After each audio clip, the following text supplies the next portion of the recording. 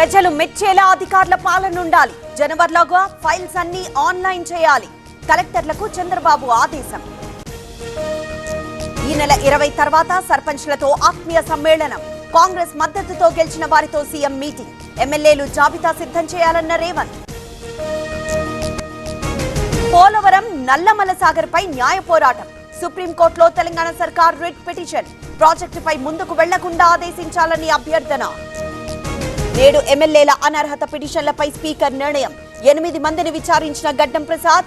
కడియం దానం విషయంలో ఉత్కంఠ. భారతీ సిమెంట్ కు ప్రభుత్వం నోటీసులు. సున్నపురాయి లీజు రూల్స్ పాటించలేదని ఫిర్యాదులు. 15 రోజుల్లోగా వివరణ ఇవ్వాలని ఆదేశం. విజయ్ కు హిందువుల మనోభావాలు పట్టవా? ఆలయాలపై దాడులు జరుగుతున్నా స్పందించరా? టీవీకే అధినేతపై అన్నమలై ఘాటు వ్యాఖ్యలు.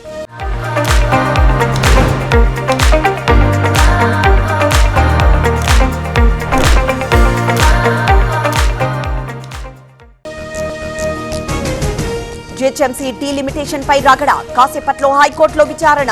డివిజన్ల విభజనపై ప్రతిపక్షాల అభ్యంతరం.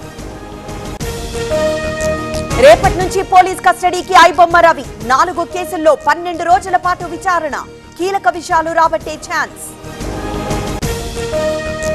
రాజకీయ నాయకులపై అశ్లీల పోస్టులు. బద్వేలుకు చెందిన శ్రీనివాస్ రెడ్డి అరెస్ట్. చర్యలు తప్పవన్న పోలీసులు. శ్రీవారి సర్వదర్శనానికి 8 గంటల సమయం. 12 కంపార్ట్మెంట్లలో వేచి ఉన్న భక్తులు. నిన్న 63,000 మందికి దర్శనం.